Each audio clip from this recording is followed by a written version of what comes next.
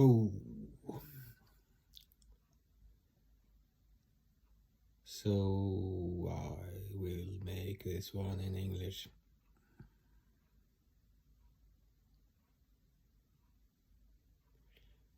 Just because I feel so enthusiastic today. So extremely loaded with enthusiasm. Just the thought of doing a video and doing it in English is like, can't hold myself. I can't.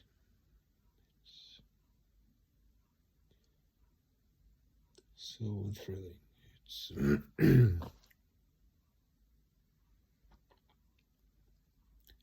I'm overwhelmed with my emotions. It's difficult to handle, and no, but it's I've actually had a quite good day today, at least on an emotional level. It's felt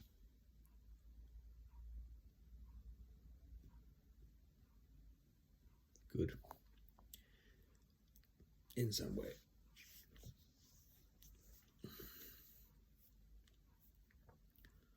Perhaps I'll succeed in doing a 3-hour video. I don't know, or maybe just an hour.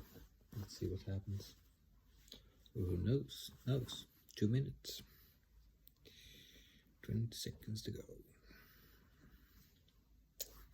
15.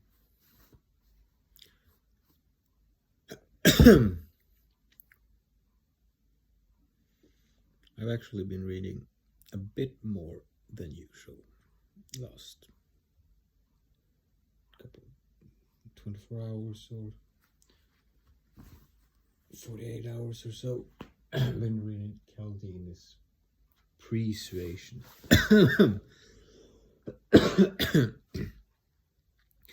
The author of the famous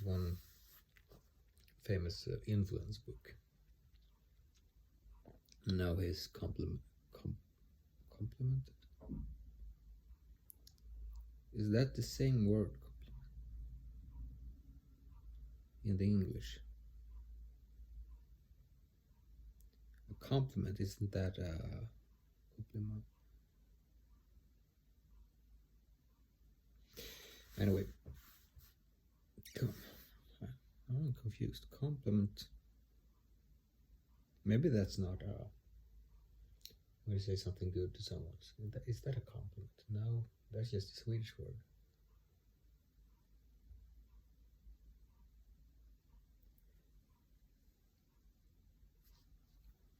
What's that word in English? Anyway.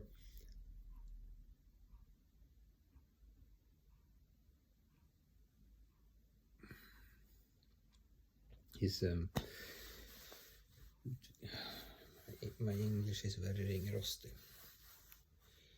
It's very oxidized iron. No, sorry for my lack of focus here, but yeah, compliment or whatever it's called to his previous book, and I think his third book is written maybe. This book, his new book is written, I think it was 2016 or something like that. But I think his first book is probably, I don't know if it's 70s, 80s. I don't know. I've forgotten, but it's long ago. Maybe it's just in the 90s. I don't know. But many years between at least, and yeah, so it's it's really interesting in order to understand people, and obviously if you want to be able to persuade, which is just a basic part of life, you have to negotiate with people all the time, really, even if you're not aware of it. It's a constant thing you do. And it's but it's interesting in many ways. It's psychology, of course, and it's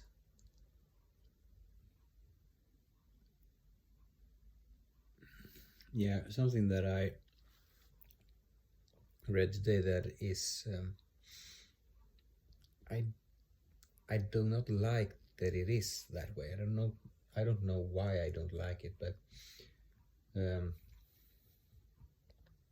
they did I read this today, and I recognize I've read it before, maybe multiple times in this book, because it's in the beginning of the book, and I usually read the beginning and so forth. Not always the whole book. I don't think I've read the whole book, this book, earlier. I think I got it maybe 4 years ago or something.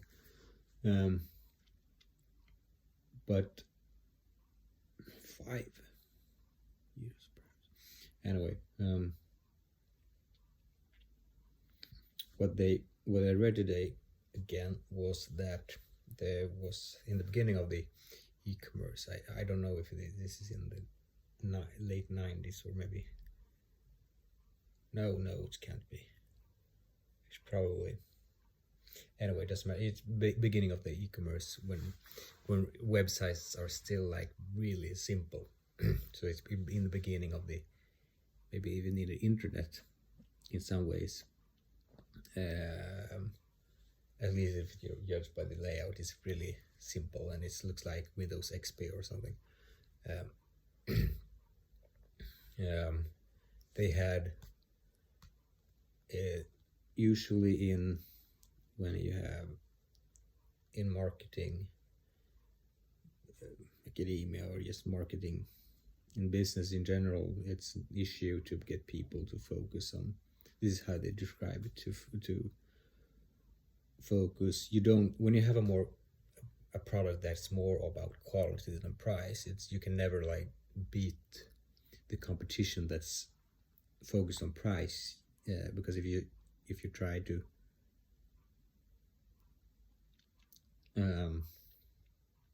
compete on price when you have a superior product, it's obviously not going to work, because if you focus on the price, that's not what you're selling for. You're selling for because you have quality, and obviously people should pay more for quality.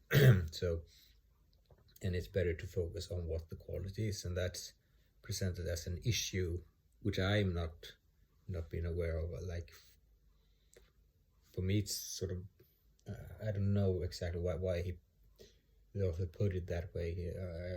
For me, it's like, well, isn't it obvious if you have more? But I guess the point is anyway that it still is an issue that people is focused on price a lot. But the interesting thing was the test they did. This was, I think, if I understood correctly, the person that did it was actually teaching in business marketing or something, but that's not the. But what anyway, she was having a business about sofas, selling sofas on the internet, and I guess they had a store too, but they were selling on the internet, and they tested to have. They were selling comfortable sofas, not just be competing on price. It was about comfort. That was the quality. The quality. USP, people say today. That was what they had. And they tested to have 2 backgrounds. Background with clouds, and a background with what's it called, cents, or just money, cents. And what they found was, compared to they compared to the neutral background, I don't know, but anyway, they found that when they had clouds and the background on their website, people were much more focused and searched much more after information concerning comfort. When they had the pennies as a background, penny was the word I was searching for, not cents. I think pennies. They were much more searching for price information and wanted the best price.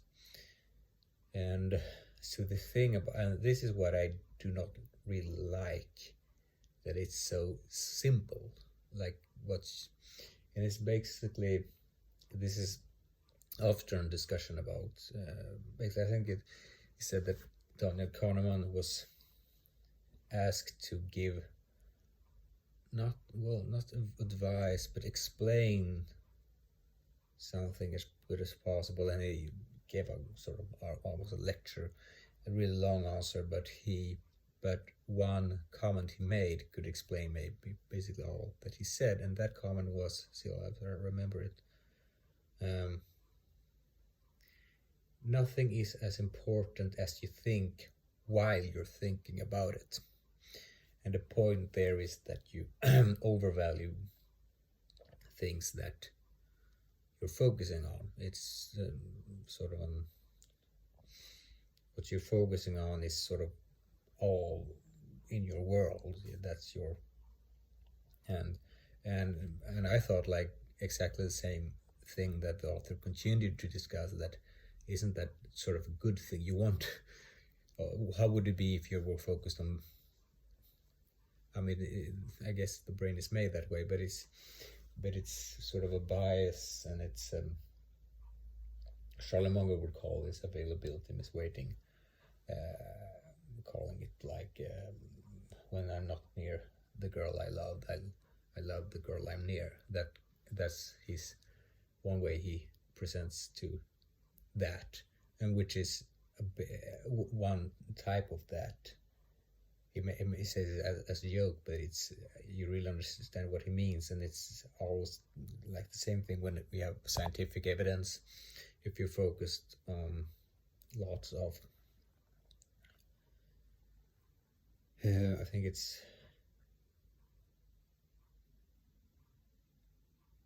what did he say? It's a long time I memorized and sort of trained on this. But he says that one thing is just number of factors that we tend to overestimate them, but it's also that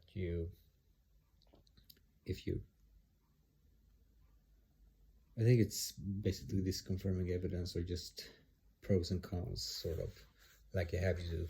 If you just focus on one side of the argument, or just the point you've made on one side, you overvalue that. But basically what you're focused on is what you're going to overvalue. So you have to be careful to point all the relevant factors and see that you focus on all of them if you want to have a representative picture of the objective reality as far as possible, to make rational decisions. That's his take on, and they make references to, I think it was Darwin, unnumbered factors. I think he had a reference also to, this is funny, a long time I memorized this. See if I remember more about a little bit of misweighting.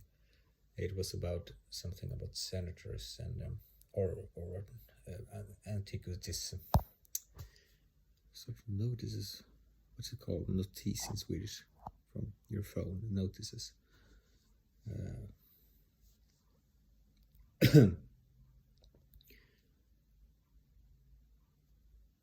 An orator from antiquity. I think it even says Cicero or something, that they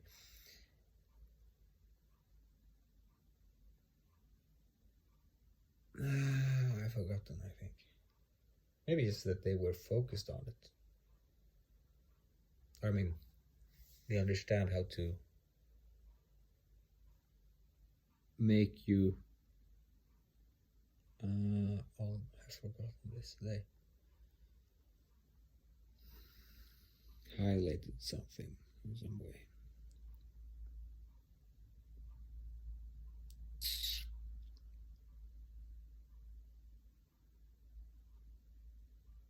No, I think it was that they used more vivid arguments, or vivid examples just because it's, if you have a vivid example, that's the thing. They use vivid examples instead of what should be more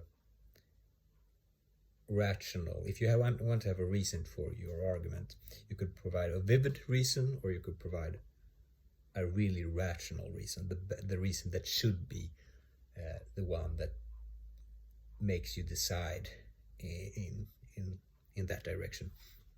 But the orators prioritize vivid arguments instead, because, and I guess the point is that if you do that, you're more likely to have just be focused on it. I think that's his reasoning in that. Availability is weighted.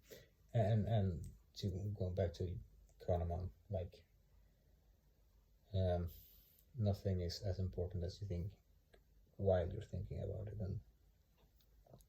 But that's the but now then it's odd, because these clouds on the website and the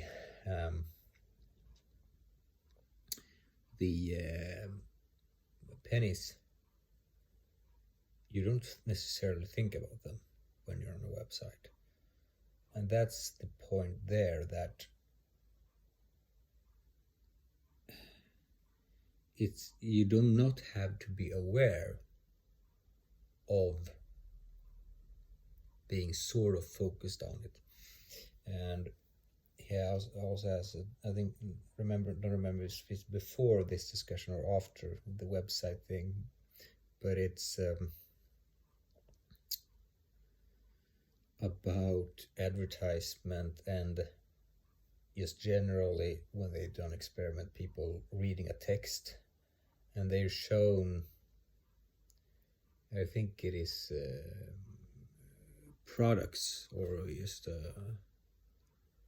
what's it called in English, brands or products, I don't remember exactly. And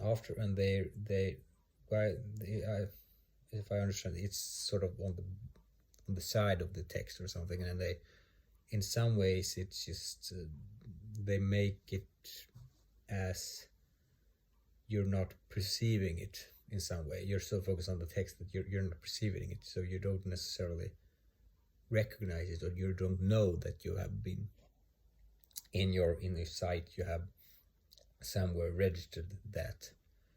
And that's at least what they showed afterward, that afterward they were more inclined to have a positive or attitude towards those things that have been shown while they were reading. And again, it's they were not aware of that they had been exposed to those brands or products or whatever it was. And that's in line with this website thing, that you, and even if it's still amazing, even if you had you registered these clouds, it's still like that you actually get influenced by it. That's, for me, it feels as if it's too simple to be true, and it feels as if, no, how could that be possible? I mean, this goes back to all when we had a discussion about this first time. I remember when I was in fifth grade, basically, 10 or 11 years old. Are you influenced by advertising? People say no, I'm not, and I guess I thought that. I guess I thought that, and most people sort of thought that. No, I don't know. I think I said that I'm not. It depends what you. I mean, you don't buy it that much in that age, but it happens, I guess. Anyway, it feels obvious that if you're exposed to like Coca-Cola brands and stuff, it's on your awareness radar or something. It explains why it works. Apparently, why they spend so enormous amounts of money on it, and just happens to stick and work.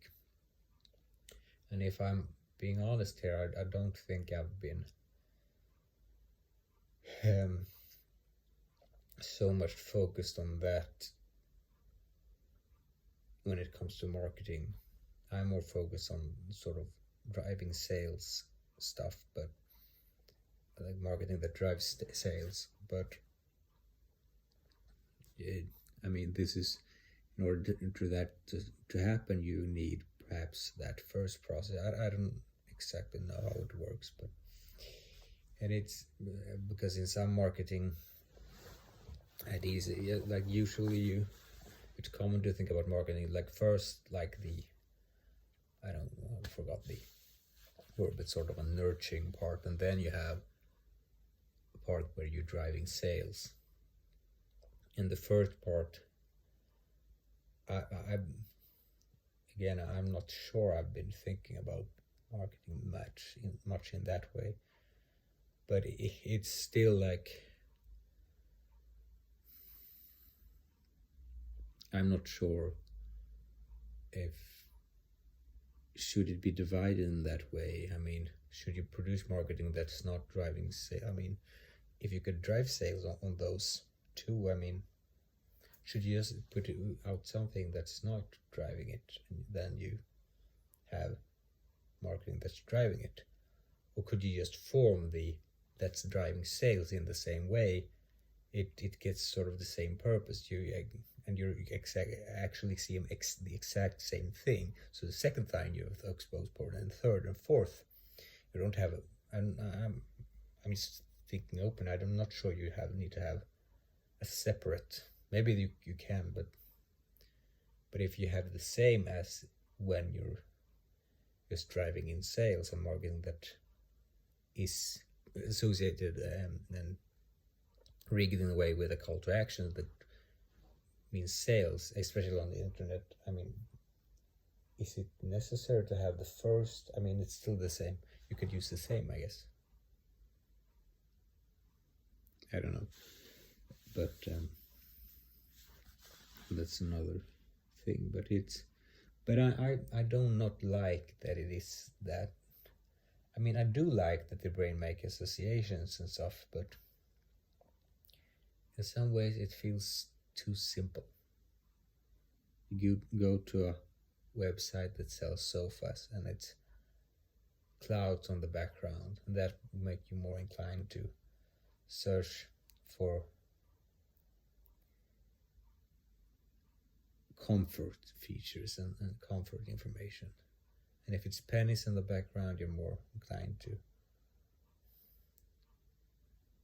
buy a sofa based on the price.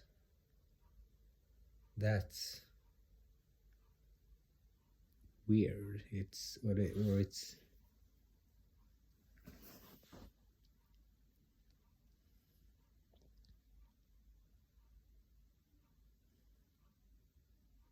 it's almost as if it's as if a child would come up with the idea. Oh, if you play clothes back in that will make people just. It's as if, are you so dumb that you think that will work, and then it actually works? It's weird, or it's. But I mean, I don't say it's. It's not weird. I mean, it's not really strange that the brain works that way, but it's still sort of.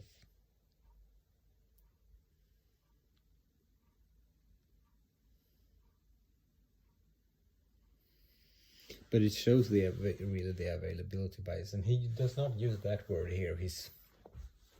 He uses, what does he use?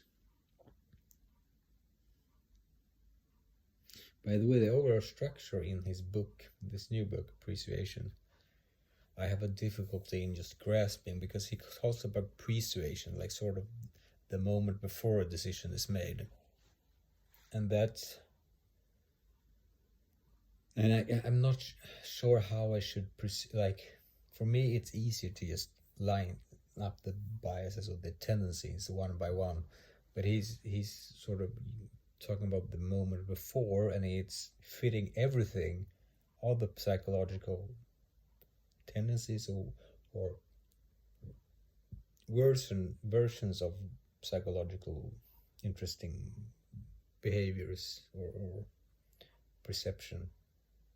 He's fitting that into the persuasion argument, and for me, I have a sort of difficulty in grasping.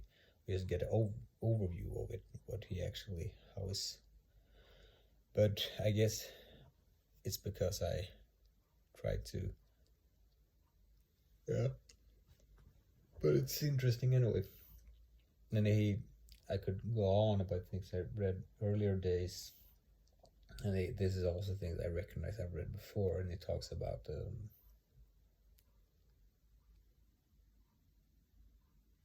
this is more connected to, like, directly connected to persuasion, which he means is what happens before a decision is made or happens. In associations also, like I guess Munger would name it influence by mere association. And he was following a sales team that were selling, I think, alarms for fire alarms or something in households, and which is a quite serious thing. You sell it, like, and it was in people's houses and apartments, and this Caldini, followed him and just tracked, and there was one salesperson that was really much better than all the other guys and girls, and what he did, the only thing that stood out was that, and this is sort of a classic, really a classic, I mean, I think it's really much a classic. I've heard it so many different times, even with, and this is an example with keys and giving someone keys to establish trust. And I've heard it many, I never really reflect on it when I did read it this time, but and when I've seen other people doing this and I think in ways like in my everyday life, and I think in ways that they knew what they were doing. I remember thinking, okay, this is this tactic, and it's basically the tactic that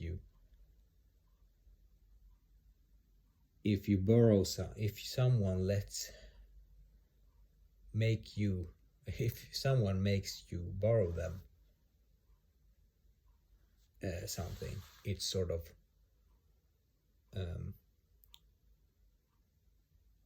it's what's the word? It's a psychological. They have a word for it, but I think it's in Munger's system would be called commitment consistency. Also, that and influence by mere association. Like you have to be consistent. If your brain wants to be consistent. So if you lend someone something, that's an indication that you trust that person.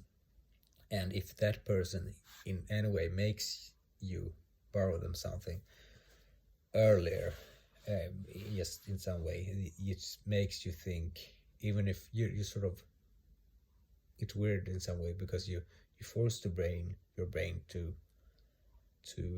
in that moment make a decision if that person is trustworthy or not, and you happen to always agree, or oftentimes agree, and when you do that, your brain continues to tell you that that's a person to trust.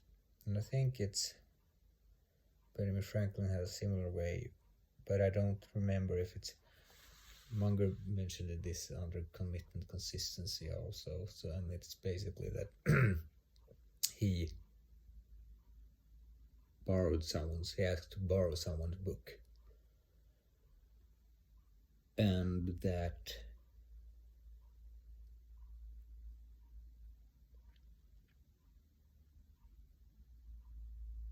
I've forgotten if it was to just build trust or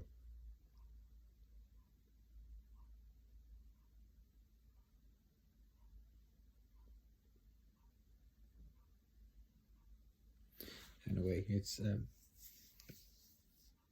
this fire alarm selling guy anyway played dumb every time when he was selling his product, and he would say, "Oh, I forgot," and it was something I forgot in his car, and he said, is it okay if I just go out and in your apartment and to get this in the car?" And oftentimes that included lending him the keys, and that made him associated with someone who you can trust, someone who can just go back and forth in your apartment, or just lend them the keys. And that's made him much more successful. They were much more likely to trust him and just say okay and be sold this product. And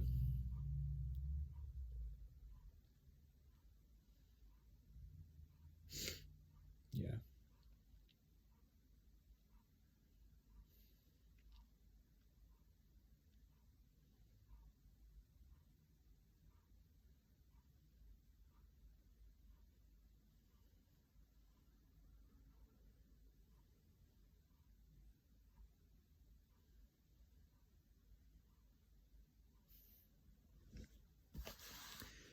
And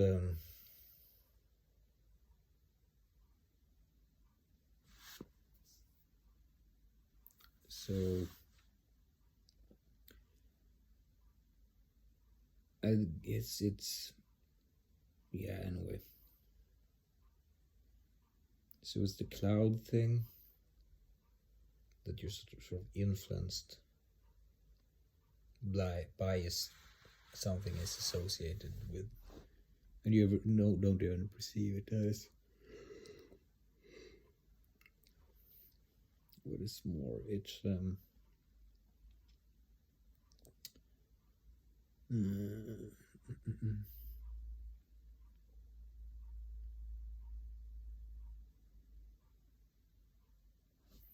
just the marketing thing and the keys thing.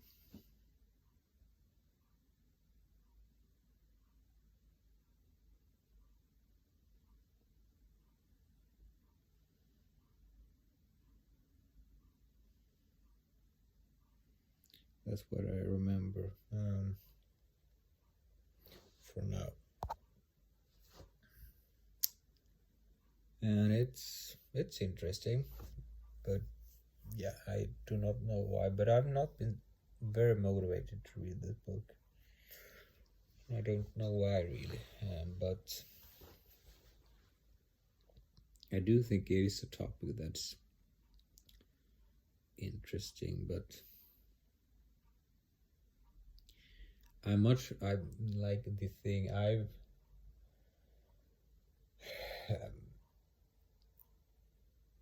I've tried to memorize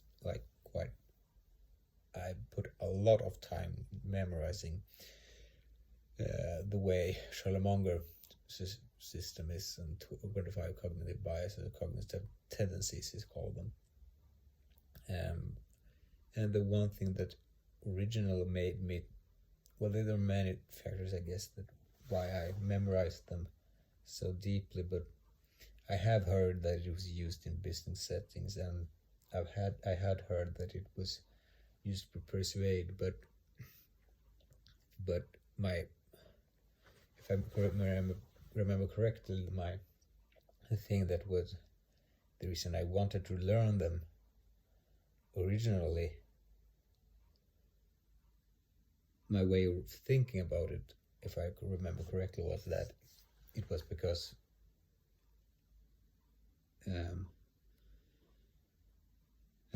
Munger's own reason for he don't think, like, he never mentioned it as a way to be better to persuade.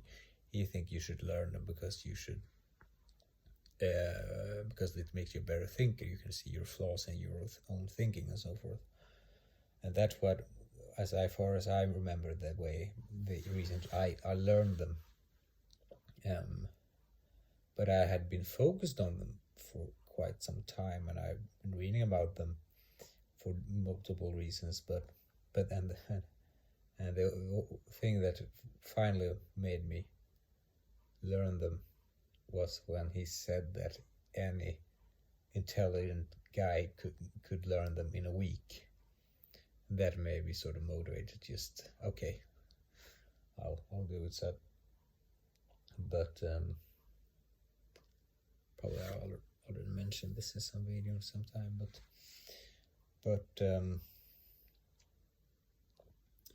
so I think it's interesting for multiple reasons, like just understanding how it works and what's ethical. I think what's ethical, I think it's very interesting, and what's ethical use of it, and how it can make you a better thinker. But to use it in order to have an influence, maybe I'm motivated to know it in order to use it in that way, but I've never felt a motivation to now I should like learn about this and just have this on top of mind in order to persuade this person. I've never had that drive for some reason. I know I feel a duty to learn them and use it in that way when it's needed, because you won't get far in life if you can't handle people and persuade people. And of course everyone has some, from like birth and just upbringing, natural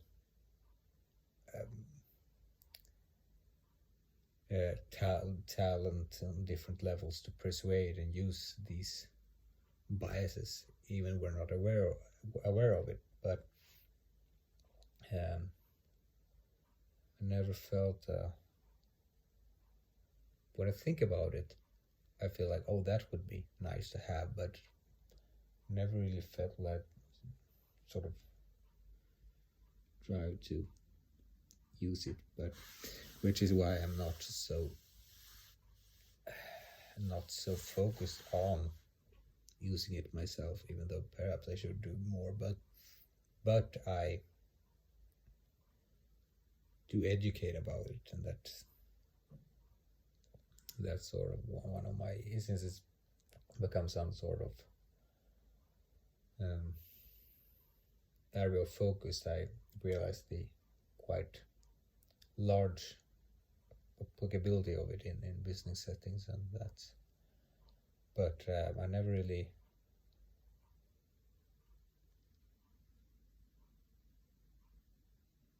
I don't know. So it's for me it's a subject that's on one hand I could be motivated about it, and sometimes it's like just why should I need that? Can't we just discuss what's interesting instead? And it is interesting, but I'm more focused on the interesting part than, I don't know. It's on both ways. I guess it's such a broad area. Also, it's connected to so many things in human interaction. So it's not weird that I have both negative or just likgiltig. What's that in English? Just I don't care association to it, and I also have positive association to it, because it's such a broad subject, and it could be connected to so many other things that have positive or negative associations in my head.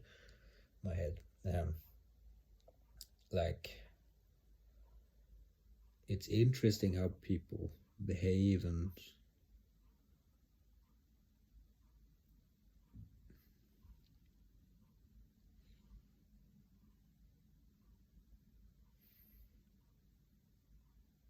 but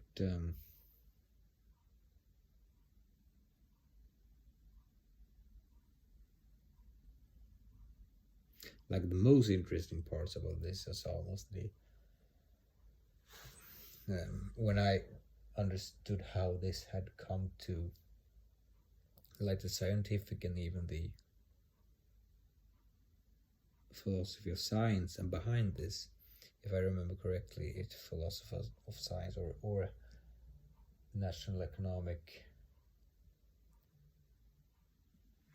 No, my other phone is ringing.